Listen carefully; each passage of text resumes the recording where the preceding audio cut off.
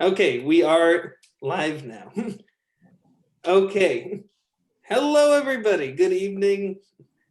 It is my honor and pleasure to be speaking with Rabbi Elliot Dorff. Tonight, he is not only a local Angelino and my role model and mentor and teacher, he is the Solon A. Dorff Distinguished Professor in Philosophy at the Ziegler School of Rabbinic Studies. As far as medical ethics, he has written a book called Matters of Life and Death. He's been on 3 federal commissions and 1 California commission on issues of medical ethics. And he is probably the menschiest person I know. Without further ado, welcome, Rabbi Dorff. Well, thank you, Rabbi Rotenberg. It's a real pleasure to join you with this. So what I'm going to do is give you a little bit of background into Jewish medical ethics, and then talk specifically about issues having to do with the pandemic, with COVID-19 pandemic. So we're going to sort of zoom out first and then come back in. So why Jewish medical ethics? What's wrong with regular medical ethics? The answer to that is that there's nothing wrong with regular medical ethics. It's just that when we talk about medical ethics in the American environment, we're using a Western liberal tradition to look at issues in ethics. We hold these truths to be self-evident, that all men are created equal, they're endowed by their creator with certain unalienable rights, and that among these are life, liberty, and the pursuit of happiness. What Jefferson was doing there in the Declaration of Independence was articulating an Enlightenment theory of who we are. And this goes, he actually cribbed that from John Locke, who had written that about a century earlier. And as an American, I'm an individual with rights. And so in American medical ethics, the question usually boils down to, what did the patient want? I've been on the ethics committee at UCLA Medical Center since the 1980s, and routinely that's the question: what did the patient want, or what do you imagine that the patient would want? Every once in a while, I say to the other members of the ethics committee, "You didn't give him what he wanted during the rest of his life. Why are you so interested now?" Okay, but that's just for fun, right? And then we move on and try to figure out what the patient would have wanted. The Jewish tradition really starts from a very different place. The central Jewish story is Exodus and Sinai. We leave Egypt not as individuals, but as a community. And when we get to Sinai, we don't get a single right. We get 613 commandments. This, some people would say, is the beginning of Jewish guilt. Okay, but although I do a lot of interfaith work, and the Catholics tell me we know nothing about guilt, they have guilt cornered.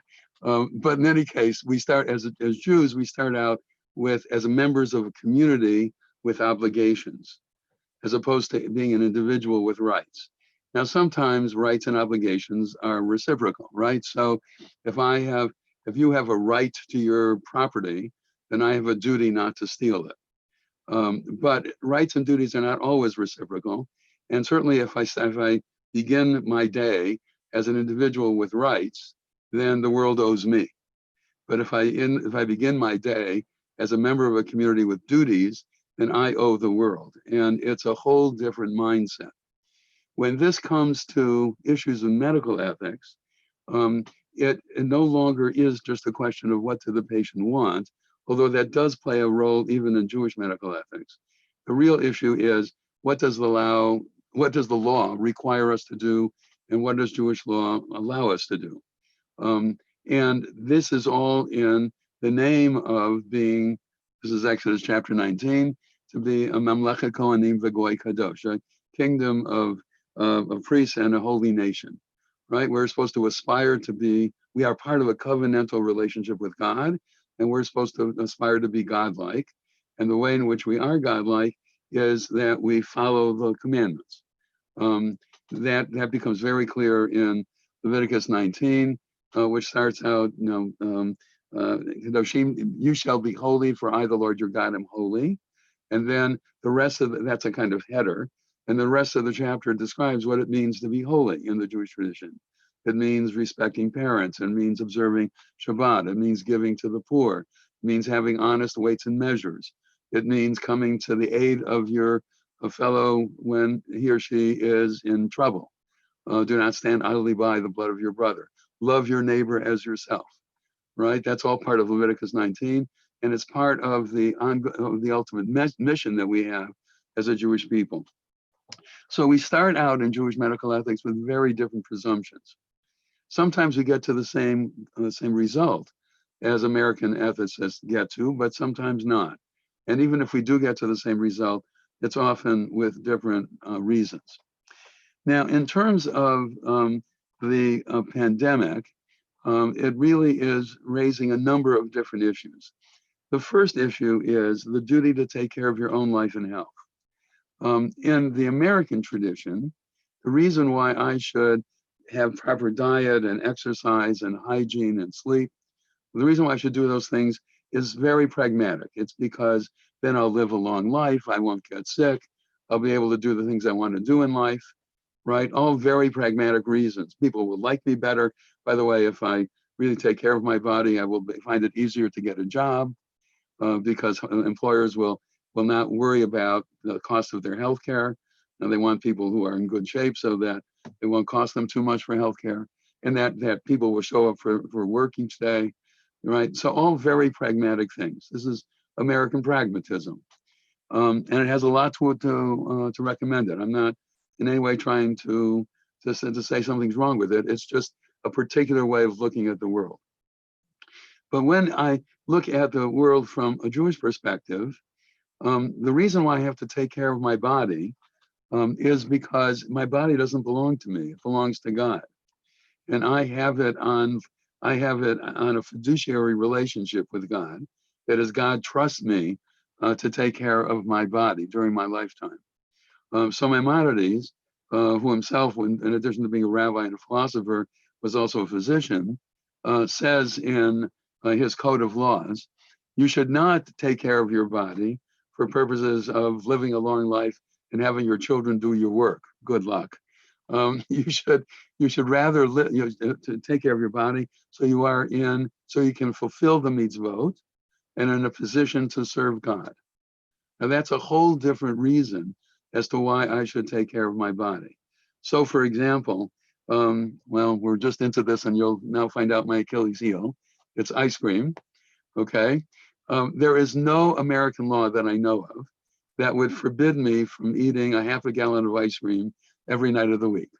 And if I'm doing it, it might as well be mint chocolate chip or cherry Garcia. That stuff is so good. Anyway, right. Now I might be stupid because I'll gain 500 pounds in no time. Okay. And then I won't be able to do all kinds of things, right? But there's no law that forbids me from doing that. Whereas in the Jewish tradition, I don't have a right to do that. I have to take care of my body because it's not mine. It belongs to God, and I have a duty to take care of it. So certainly during the pandemic that we are now experiencing, the rules that we're hearing from medical officers, both city and county and state and federal, those are not just things that are nice to do. From a Jewish perspective, those are things that are actually required of me because I have to take care of this body of mine that belongs to God. Similarly, another piece of this is that the Jewish tradition really, from very early on, was in love with medicine. For the last 2,000 years at least, there were a lot of rabbis who were also physicians. Maimonides is perhaps the most famous, but he's not by any means the only one. In the Middle Ages, there were a lot of rabbis who were also physicians. That doesn't happen so much anymore. It still takes about the same amount of time to go through rabbinical school, but it takes much, much longer to become a doctor. I was once at a conference at the University of Virginia Medical School, and the dean there said, in Mr. Jefferson's medical school, it took 1 year to become a doctor, because in the 1700s, that's all they could teach you. Now, of course, it's 4 years of pre-med and 4 years of medical school, a year of internship, 3 years of residency, often postdoc beyond that. So there are not a lot of MD rabbis. There are some, not a lot, just because of the amount of time it takes. But the tradition really loves medicine, both and has a long and very, very distinguished, frankly, history of doctors, both in terms of clinical medicine and in terms of research. And I think we're all very proud of the various Nobel prize winners who were Jewish in medicine as well as in physics and chemistry and allied fields. So what that means is that in this kind of situation, we have to be, first of all, very respectful of doctors and nurses and the other people there on the front lines that are trying to treat people with COVID-19. We also have to be very worried about their safety and try to make sure that they have whatever equipment they need in order to stay safe while they're treating us. And we need to provide for them whatever equipment we can as a society to enable them to first of all do the research that's necessary to come up with treatments and ultimately with the vaccine, and also to treat the people that are sick, whether it be through COVID-19 or something else. Now, what happens though when you don't have enough respirators or enough ventilators or enough masks, right? That's the fancy term for that is triage. When you have to decide who gets what, and the term itself comes from the military context, where you have a number of people that have been wounded on the battlefield, and you can't save them all. So whom do you save? And in the military context, the general rule usually is you save those that you have the best chance of saving on the presumption that once you do that, they'll be able to rejoin the battle, right? Some of you may have seen the movie Hacksaw Ridge a couple of years ago. It's a true story about a conscientious objector who nevertheless volunteered for the Army in World War II in order to be able to save lives. He wanted to be a medic, and he ultimately saved 20 some lives on Hacksaw Ridge in a particular island in the Pacific. But now how do you determine whom to save? Well, in the military context, that's pretty clear. In the medical context, it's much more difficult. And there is no federal guideline on this, and there is no state guideline on this. The state of California actually tried to come up with a guideline, and it was roundly criticized and removed 2 days later. So what that has meant is that each hospital in California, and for that matter across the nation, has had to figure out what its triage policy is going to be. And it's not easy because there are competing values here.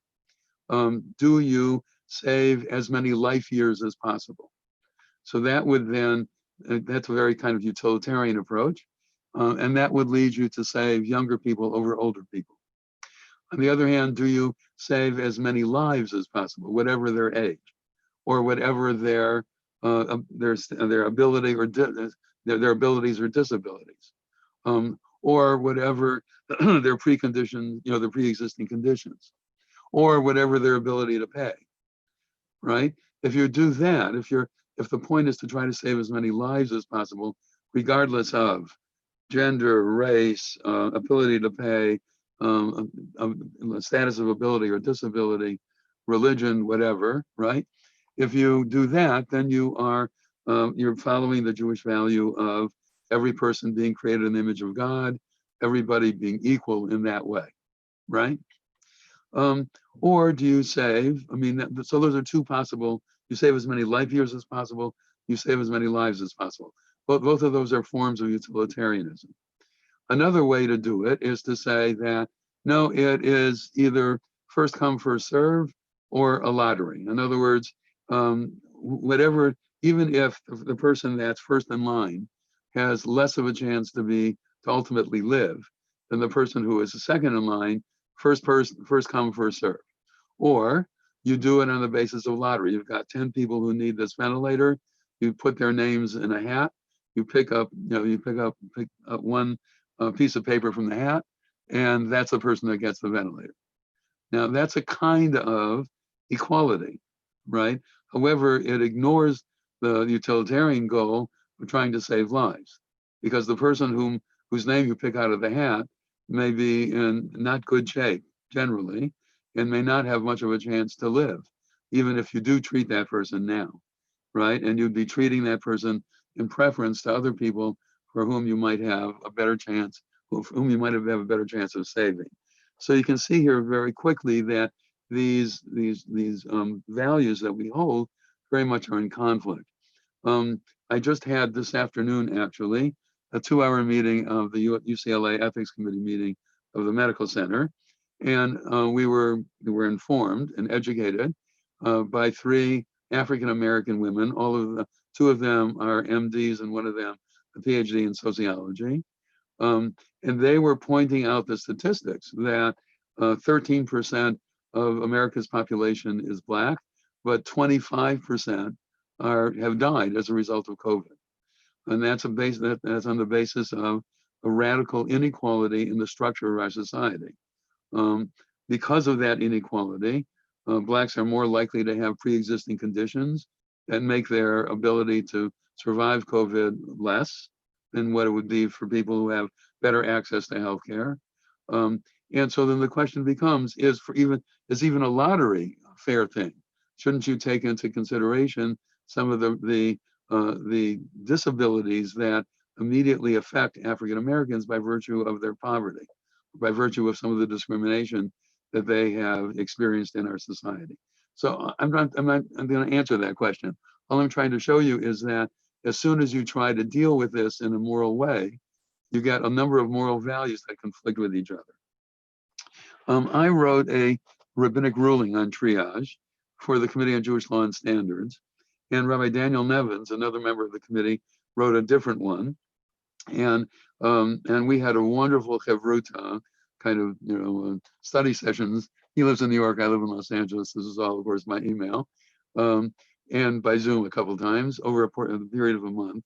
He was using certain Jewish sources to come to his position. I was using others to come to mine, because by and large, and not just among Jews, but among people generally, until the 20th century, medicine was fairly good at preventive things, but not at all good at curative things. We already have in Leviticus 13 and 14 the idea of quarantine to try to stop communicable diseases. That's already in the Torah, right? That was for tzara'at, whatever that is, sometimes translated as leprosy, but probably not leprosy. But the way that it was contained was through quarantine. In 1955, I was born in 1943. I'm 76. You don't have to do the math. I'll be 77 tomorrow, actually. But in 1955, I got measles, and the Milwaukee County Health Department came and quarantined our house, right? So my sister and I were stuck there for a month, and only my parents could come in and out, right? That's because the measles vaccine did not come on board until 1963. In 1957, I got chickenpox, same thing, right? So quarantine, even into the 1950s, and frankly, even to our own day, as you've seen, in terms of COVID, continues to be a way that we try to contain communicable diseases. And that's already in the Torah. The rabbis already had a sense that you should eat a lot of fruits and vegetables, not too much meat. They had a sense that you needed to exercise, right? So, I mean, the preventive pieces of the Jewish tradition, and by the way, of general medicine, were fairly good. The curative pieces were terrible. They had a sense that, this goes back to antiquity, they had a sense that diseases were bloodborne. And so one of the standard things that goes back to the Greeks for trying to cure diseases was to take a pint of blood. As it turns out, there's only one disease for which that works. It happens to be a disease that my mother had called polycythemia. That is too many red blood corpuscles. Still to this day, the way to cure that is to take a pint of blood every once in a while. But it doesn't work for anything else. The other thing they could do was surgery. But if you were under the knife, achenve, right? Some of you may have seen Dances with Wolves, a movie that got the Oscar for the best movie, and I think it was 1990.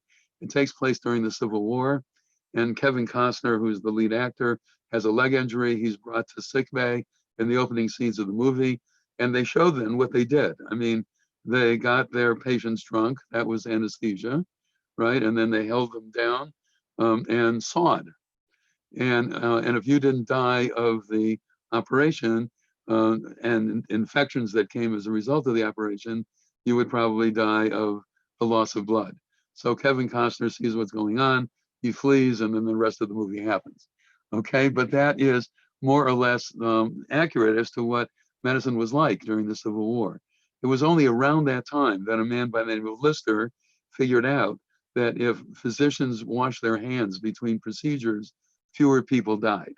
Hence Listerine, named after him, right? And still to this day, one of the real issues in hospitals um, are diseases that are what's called staph infections, not STAFF, STAPH, right? There's staph infection that and the way to stop their spread is by workers washing their hands a lot during the day, right? That's part of what we're told to do now also with COVID, right? Because it's one way of trying to stop the spread of the disease. So these kinds of things are really important. The source that I used in my tshuva about triage is a source that appears in the Tosefta that was written, edited around 200 or so of the Common Era, and then in the Jerusalem Talmud and in Genesis Rabbah. And it's the following story. A city is besieged by an enemy, and the enemy says, give us one of your number or we'll kill you all. Then the source says, no, we cannot give up any of the people of the city because that would effectively be murdering somebody who doesn't deserve to be murdered.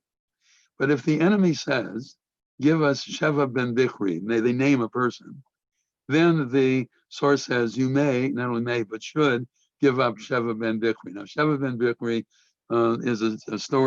is a character in a story with David. And David was really after him, he was going to kill him. So then the later sources want to know, well, does this apply to the enemy? If the enemy said only somebody who was going to die anyway can be given up by the people in order to save their own lives, or is it anybody? And if the enemy says, give up Elliot Dorff, then you should give up Elliot Dorff rather than have the rest of the city killed, right? And as you might imagine, Jews like to disagree, so the commentators disagree about that. But what is clear is that if I can use it now in terms of death, if death is the enemy, and death says that the angel of death, as it were, says that this person is more likely to die than this person, then you may give up the first person who's more likely to die in order to try to save the second person. So that's how I use that source in chapter 12 of the book that Rabbi Rotenberg mentioned, Matters of Life and Death, Jewish Approach to Modern Medical Ethics. In chapter 12 of that book, I talk about 5 different sources that we might use in the Jewish tradition to talk about triage, to talk about who gets medical care and who pays for it. And this is one important one for that. And I think it's one that is relevant to the kinds of triage decisions that are being faced in hospitals today in terms of the number of ventilators and the like. Another piece of Jewish medical ethics that I want to talk about, and then I want to leave time for you to ask questions, is the mental part of it. And here, by the way, again, the Jewish tradition is really very different from the Western philosophical tradition that we're used to. In Western thought, beginning with Plato, there's a sharp distinction between the body and the mind.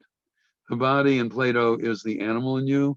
The mind is the distinctly human in you, right? And so therefore, what Plato is interested in is that the mind should rule the body. But what is very clear in not just Plato, but in the rest of Western thought, is that the mind and the body are totally disparate. They're totally separate. So much so that the sort of one of the standard issues in Western thought is what's called the mind-body problem, namely that if the mind and the body are so distinct from each other, how are they connected? Descartes, a 17th century philosopher, thought that they were connected in the pineal gland. It's a gland in your head, that was the magical place where the mind and the body are connected. Now, what you're getting is some people that I know of who are using MRI machines to try to figure out, if you are in an MRI machine and you are asked, do you want vanilla, chocolate, or strawberry, right? And they're trying to figure out exactly when does your brain light up with a decision. Of course, again, the answer to that is mint chocolate chip. But the but the point is that if you have free will, right, where does free will happen? And is it totally a chemical reaction? Is there something else there that gives you a sense of your own mind and your own free will? But that's all based upon a presumption that the mind and the body are totally separate. And that even influenced the way that doctors were trained and through in the middle of the 20th century into the late 20th century, right, where they were treating a body, and the body is and that's what their training was about. Okay, very different from the Jewish tradition. And let me just tell you a story from the Talmud. It's in Sanhedrin, page 90, if you want to look for it. The story is this. A man has an orchard. He leaves it in control of a layman and a blind man. And he says to them, don't eat of any of the fruit of the orchard. As soon as he leaves, the layman says to the blind man, this is easy. Put me on your shoulders. I'll show you where to go. We'll eat of the fruit of the orchard. They'll never figure out how we did it. So that's what they do. Sometime later, the owner of the orchard comes back and sees that some of the fruit of the orchard is missing and says to the two people, I said to you, don't eat of any of the fruit of the orchard. And the lame man says, I couldn't possibly do it. I can see where it is, but I can't get there. And the blind man says, I can't possibly have eaten of the fruit of the orchard because I can't even see where it is. So the owner of the orchard takes the lame man, puts him on the shoulders of the blind man, and says, this is how you did it, and this is how you will be judged. Similarly, says the Talmud, the body says, I can't lead a person to sin because without the neshama, the life breath within me, I'm like an inert stone. And just as the stone can't move and do anything, let alone be responsible for doing anything, I can't be responsible for the missing fruit or for any kind of sin. And the neshama says, I can't be responsible for anybody sinning because without the body, I'm like the wind. I'm like an ethereal bird flying in the air that has no ability to do anything. So God takes the neshama, throws it, that's literally the Talmud's word, ramini, throws it into the body and says, this is how you were created and this is how you will be judged. Now it's a simple story, but it flies in the face of all Western thought because what it says is that the mind, the emotions, the will, the neshama, and the body are all integrated within us, right? And that therefore, the way that we think about ourselves and the way that we feel about ourselves and what we do very much affect the way that our bodies turn out to be. And the way that we take care of our body will affect how we think about ourselves and feel about ourselves and what we do in life. And not only are we integrated within ourselves, we are integrated within our communities. Remember, we're not individuals with rights. We're members of a community with obligations. And the way that we live very much is affected by the degree to which we have connections to our community. And that then leads to, and that, by the way, leads to something really interesting. Just to give you one example of that, I was on a curriculum committee at UCLA Medical School in the early 1990s, and the people who were running this were, as it happens, 4 Jewish physicians, 2 senior physicians, 2 more junior ones, and they created a program called doctoring, which every medical student at UCLA has to take all 4 years of medical school. And what it does is it deals with all of the non-physical aspects of medical care. And it does that through a series of cases that we created that illustrate the anthropology of medicine, the economics of medicine, the sociology of medicine, ethical issues, religious issues, all of that, right? So I remember the first case that we created was a 15-year-old female comes into your office complaining of stomach problems, and you examine her, you're a doctor, you examine her, and you find out that she doesn't have stomach problems, she's just pregnant. Now, it would be better if she were 18, just from a physical point of view, in terms of carrying the pregnancy, right?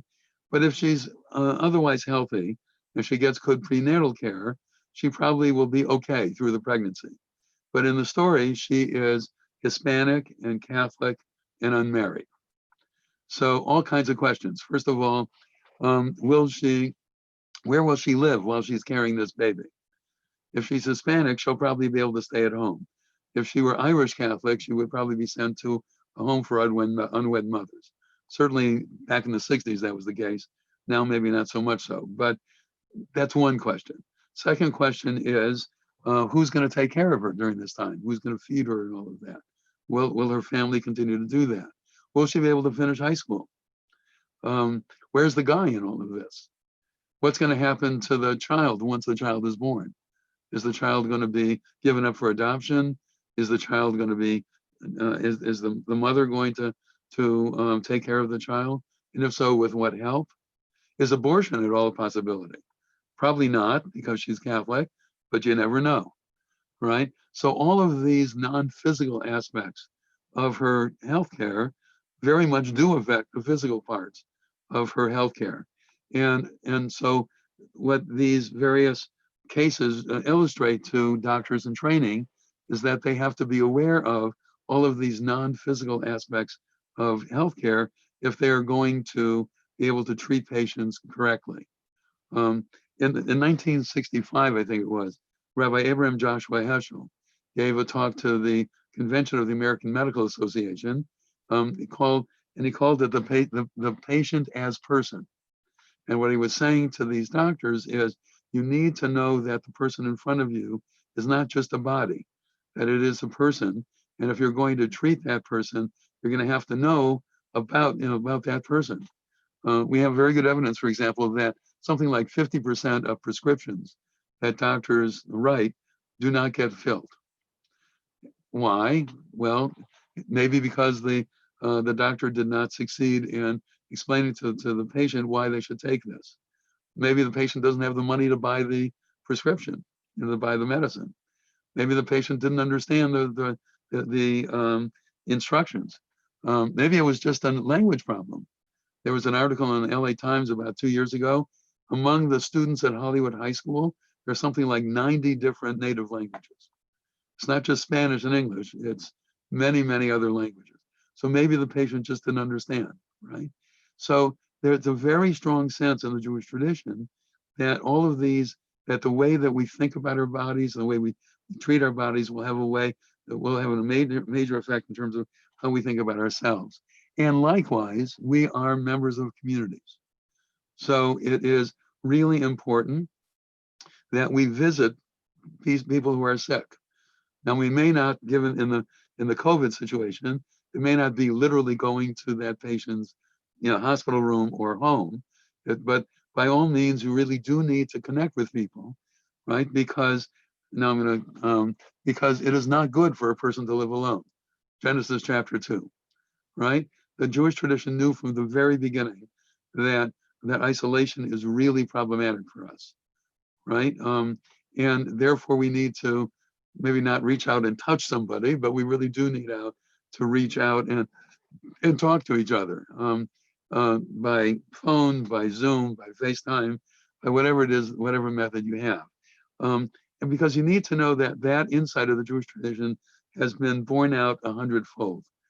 Just to give you a sense of that, in a prison environment, short of execution or torture, the harshest penalty is solitary confinement. And we unfortunately have a lot of evidence that people who are held in solitary confinement for weeks, months, years go insane, right? Because we have a real need to be in touch with other people. Just to give you a sense of that, there was an article in Time magazine at the end of May reporting a study from researchers at San Diego State University and Florida State University. I'm reading from the article now. The study is full of grave findings. In April of this year, more than 1 in 4 US adults met the criteria that psychologists use to diagnose serious mental distress and illness. 1 in 4. That represents a roughly 700% increase from data collected in 2018. Meanwhile, roughly 70% of Americans experienced moderate to severe mental distress, triple the rate seen in 2018. Well, this surge in mental illness showed up across age and demographic groups. Young adults and those with children experience the most pronounced spikes. As one of the authors of the study said, we're dealing with social isolation, anxiety around health, and economic problems, a true tsunami, right? A perfect storm, she said, right? That's just the way it is during this time of isolation. And so one of the things that we really need to do as Jews, as people, is to be able to, first of all, tell your family members that you love them. Let me tell you that it is probably the case that you're getting on each other's nerves. Okay, that's just the way it is, right? Yes, we love each other, but this wasn't supposed to be a 24/7 thing, right? We were supposed to be able to get out, meet other people, and then come home with the news about what happened today, right? But one of the things that you need to understand is that when that's not happening the way that it usually does, when it does need to reinforce the fact that you love the members of your family. And then after that, you have to find ways to get each of the members of your family, yourself included, to be able to have connections with other people, and enable them to, not to be stir crazy, as it were. So by all means, do that, okay, for your own mental health and for that of other people that you know and love. Be sure to get in touch with people, with people not only in your family, but also outside your family. Let me stop here and take whatever questions you have. So we had one question and the question is, you kind of were touching on it. One of our viewers wrote, "I have autism. How can I calm my anxiety during this crisis?" And you just kind of touched on a few things, but to expand it as far as an ethical question, I'm curious if somebody feels like they have to get out, have to see people, to what extent does their, his or her mental health override the physical risks? Right. So, and then general advice from Rabbi Dorff, for this woman on how to calm anxiety during this crisis. okay. So first of all, at least what the medical people have told us is that we can sit outside at least 6 feet away from each other with masks on and have conversations, right? So, it doesn't have to be Zoom alone. Although I must say that Zoom has been amazing. I have had conversations over the last 6 weeks with people I haven't talked to in decades, old camp friends from a long time ago, right? So, I mean, I'm sick and tired of sitting in front of a screen all day. That's the other part of it, right? But at the same time, it has enabled us to, well, I've taught classes, I'm doing this webinar, all of that, right? So thank you, whoever created Zoom. But it doesn't have to be Zoom alone. I mean, you can sit outside 6 feet apart from each other with masks on and have conversations with people, right? And I would encourage people to do that because that is more real than sitting in front of a screen, right? Even if the conversation were the exact same conversation in one venue as opposed to the other, it feels different, right? And I can't wait until, I can hug my family again, right? When they come over, but at least we get to sit outside and talk to each other and, in a somewhat more real way. I think it's also important to get exercise, right? Again, the way your body feels will very much affect how you feel about yourself, your emotional health, and and your ability to just be yourself, right? So by all means, get some exercise, and do it in a safe way. Don't do it in a closed gym. Do it outside, especially in Los Angeles. The weather is perfect for that now. And when it gets hotter, go in the morning or the late afternoon, right? When the smog comes and the hot weather comes and all of that, right? But do get exercise. And the other thing I think I would say is, in order to calm one's anxiety, whether you have autism or not, do the kinds of things that everybody else has been telling you to do from day one, right? Take some deep breaths. Do things like do exercise. That it helps to calm my anxiety, I'll tell you that. right? Do, some people use yoga. By the way, meditation or davening, yes, prayer can be a real source of calm. It gets you off the treadmill, as it were, right? The metaphoric treadmill of life, and it stops the world, and you get to look at the world through God's eyes, through with the help of the liturgy. So davening is a way to calm yourself. Meditation of other sorts, listening to music or singing along with the music, right? And you don't have to have a great voice, right? Just if you need to do this outside, do it outside, right? But let your, but again, if you are doing it inside, be sure that nobody else is around you because singing will amplify the number of droplets that come out of your mouth. Actually, one of the issues that we're facing, I'm a chair of the Committee on Jewish Law and Standards for the conservative movement. One of the issues that rabbis are really talking about these days is the high holidays. Are you allowed to have a shofar blowing at all? Oy, oy, oy. Right? Because what a shofar will do is exactly the opposite of what you want done, right? It will definitely spread all of the contents of the lung of the shofar blower, right? So the chances are that we're not going to have shofar blowing this Rosh Hashanah, but we'll see what happens. But in any case, do all of those things that will calm you. And I'm sure there are other things that other people do, to calm them. Looking at paintings, for example, and trying to be, especially if they're calm paintings, sunsets or whatever, right? Those kinds of things might calm you. But just think it out and do the things that work for you. Okay, go ahead. Is it unethical to own or use an N95 mask if you're not a medical professional? Well, I think it depends upon, first of all, their availability. At the moment, from what I understand, we have enough for hospital personnel in Los Angeles. If that changes, then then the answer to the question changes, right? And I have to say that, especially because actually, I was just reading. I have a friend who works for the National Institute of Health, and she was just telling me that the latest research is that for people who are not on the front lines of treating people with COVID, a cloth mask really works just as well as an N95 one does, right?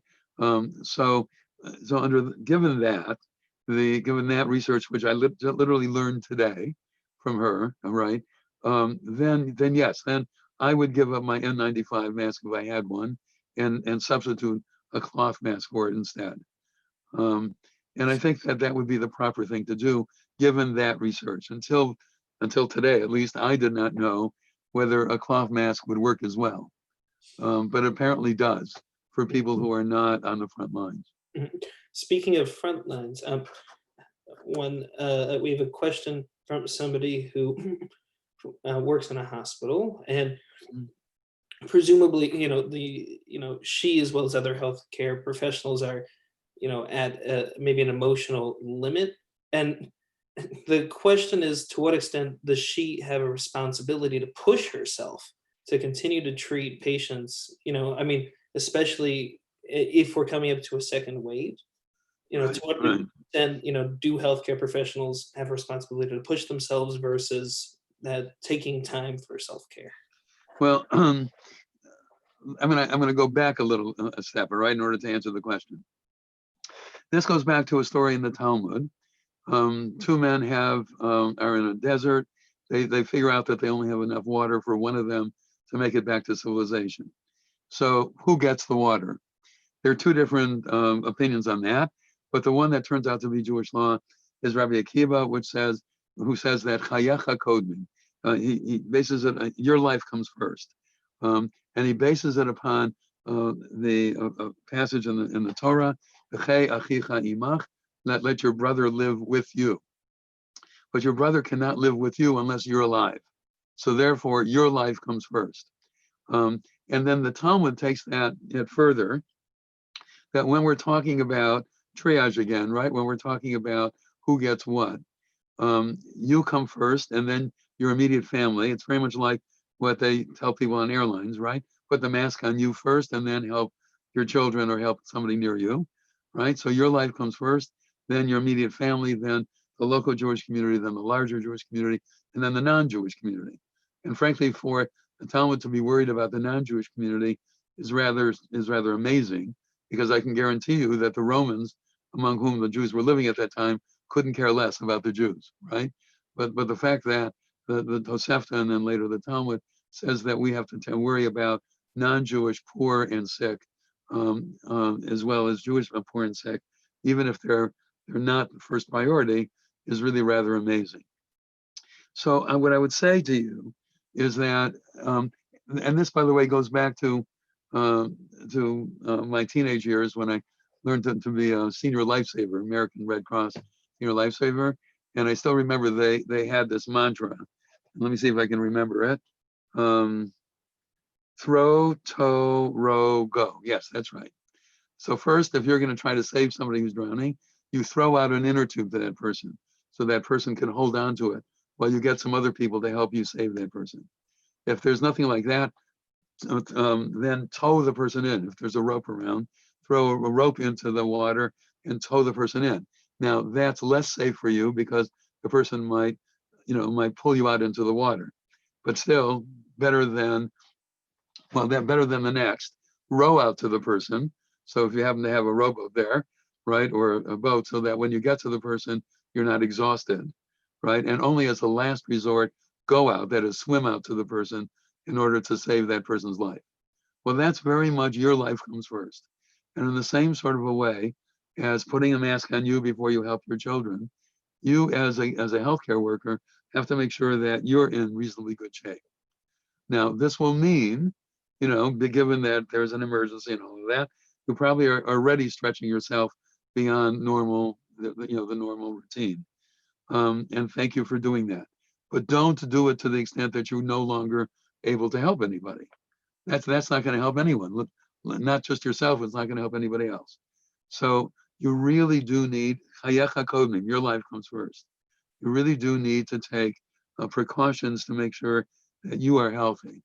And that may mean that you don't work, 20 hours a day. You work maybe 10 instead of 8, or something like that, right? And you're probably laughing at me because you're probably doing about 14 or 15 right now. But yeah, it may be 10 instead of 14 or 15, right? Make sure that you get proper diet and exercise and hygiene and sleep, right? That those you have from a Jewish perspective, you have a duty to God to do that. It's not just a duty to your profession.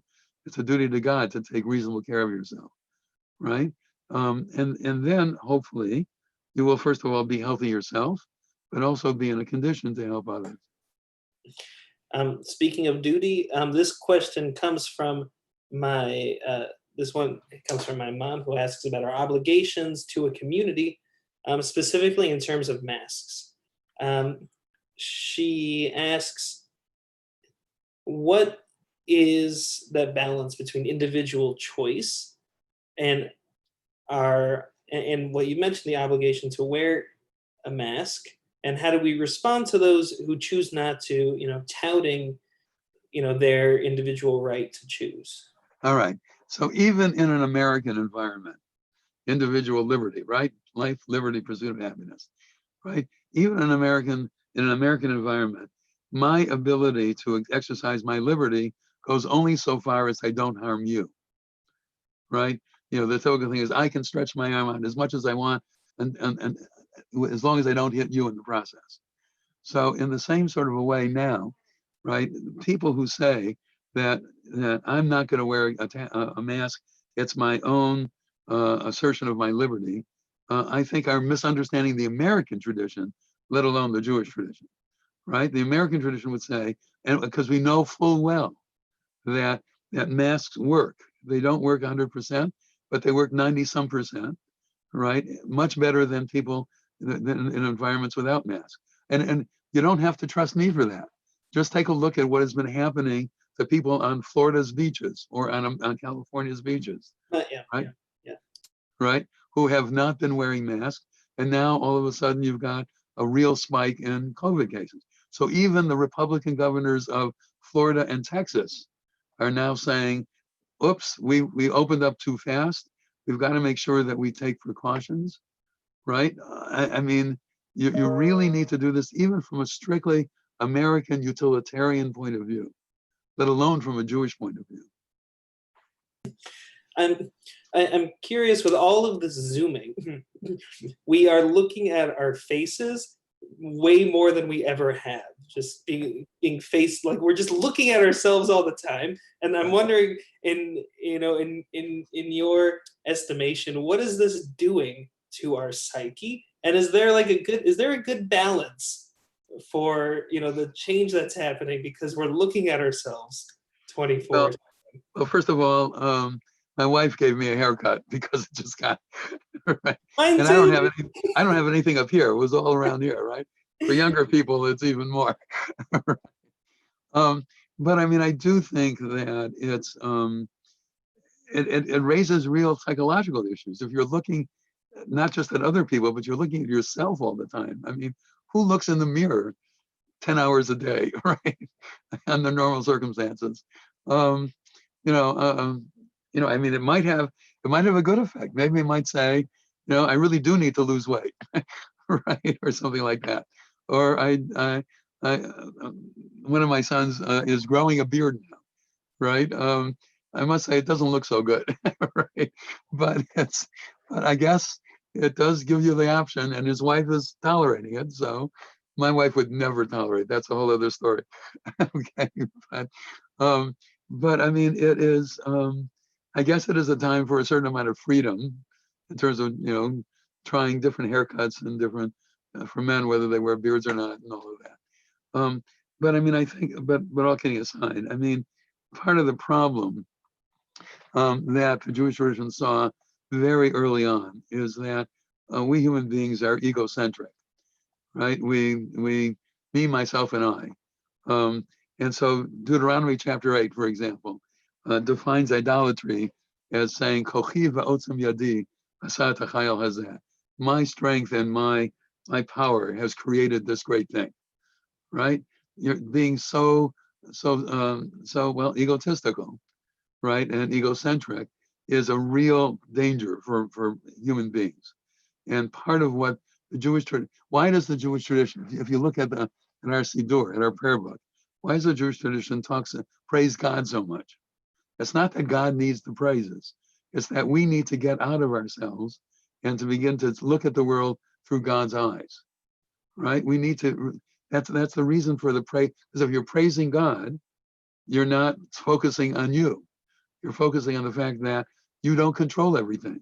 It's not me, myself, and I that has created this great stuff called the world, right? So the part of the problem really with this pandemic is that it shows us all the more that we need Judaism, frankly, that we need to daven every day and get our minds out of ourselves, right? And maybe what we need to do every once in a while, even when we're Zooming, is to stop the video. Okay. But not right now, please. Not right now. I won't do it right now. Can one pray that COVID goes away? Is that a legitimate prayer? Sure. Sure, absolutely. And we need to both pray for it and also to support the researchers who are looking for ways of, well, ultimately for a vaccine. This goes back very far in the Jewish tradition. As I mentioned to you earlier, the Jewish tradition has had a love affair with medicine for 2,000 years, and it requires one passage of the Talmud requires that you live in a city in which there is a physician, because only if you live in a city in which there is a physician can you get professional help when you need help in order to cure the diseases of your body or prevent them, right? Because your body belongs to God. And so therefore you will need professional help, sometimes, and you need to get that help in order to prevent diseases to the extent that you can and cure them when you are ill.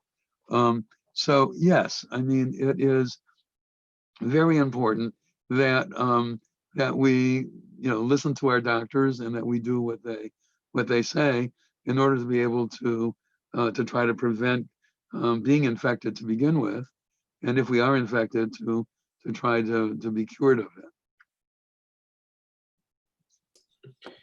Um,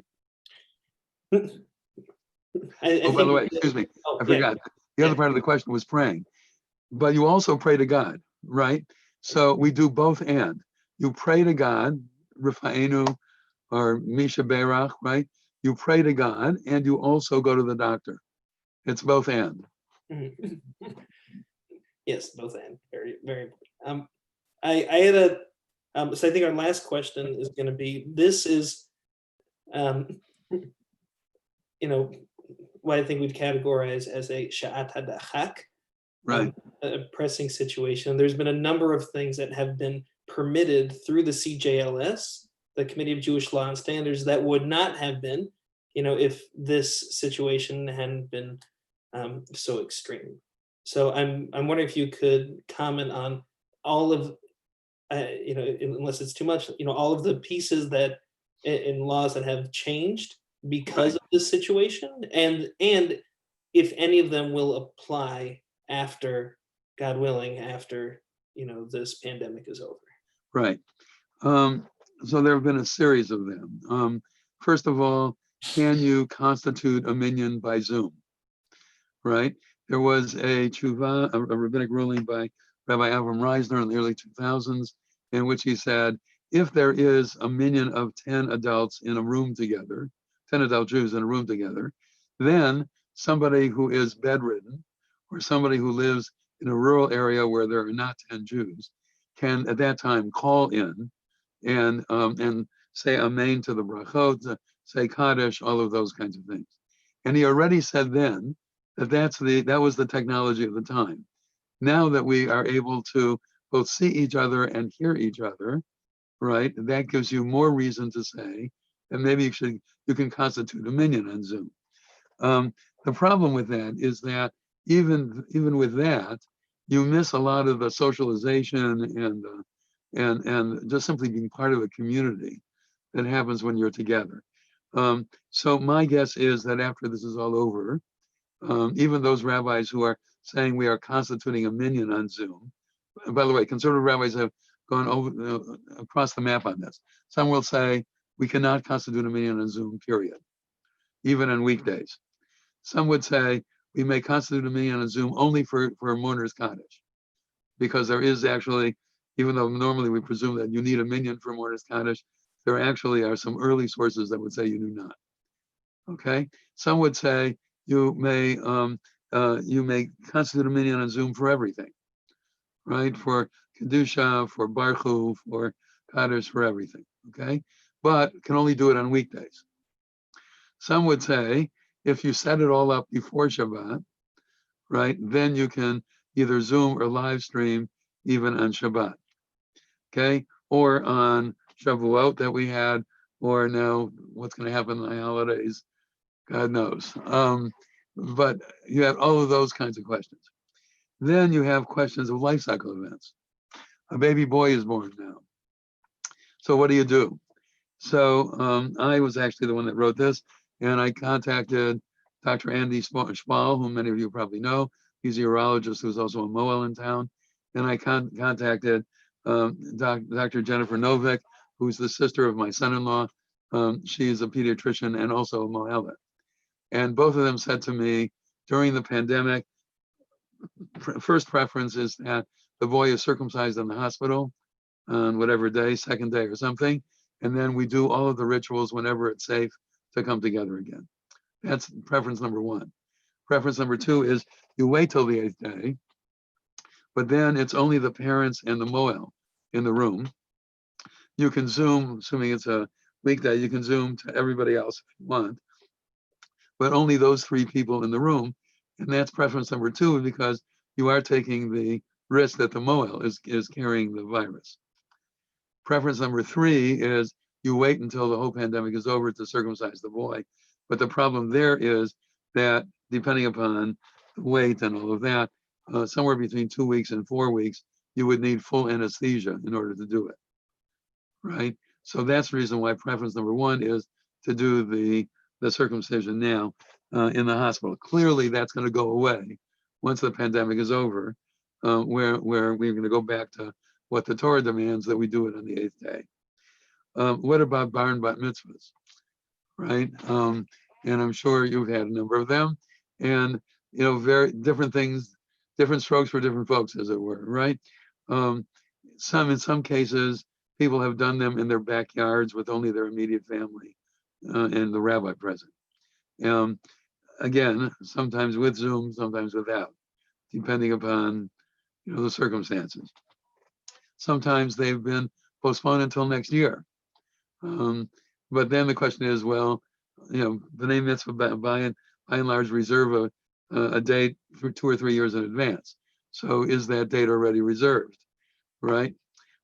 Some people, my granddaughter was supposed to be Bat Mitzvah on Rosh Chodesh Sivan, which was a Sunday, right? So that was in Philadelphia, but we couldn't do it then. So now it's Rosh Chodesh Kislev, Rosh Chodesh Teshvan, which is also on a Sunday, as it happens, in October. Who knows whether we're going to be able to do that? My guess is no, frankly, but at least for the time being, because she happened to have Rosh Chodesh. Weddings, what do you do with that, right? You officially need a minyan for Sheva Brachot, right? And most couples would want many more than that. But what do so couples have done, and rabbis have done a variety of different things. Many of them have done it, outdoor weddings with 10 people there, and then Zooming to everybody else. Sometimes couples have just simply postponed it until they're able to have a wedding, with all the people that they want to have at the wedding. So people have done that thing. What about funerals? The vast majority, at least in Los Angeles, of funerals have been graveside only, right? And it's only usually the rabbi and one of the couple, one of the children. So let's say some mom died and she has 3 adult children and they have families of their own, but they don't live together, right? So it's only one of the adult children and his or her family who are living in the same house that can attend the funeral, right? And the others are there by Zoom. And then you do Shiva by Zoom, right? Because certainly, you can't serve the bagels and lox, but you can certainly be there for people and help them remember their loved one, because that's really what Shiva is supposed to be about, right?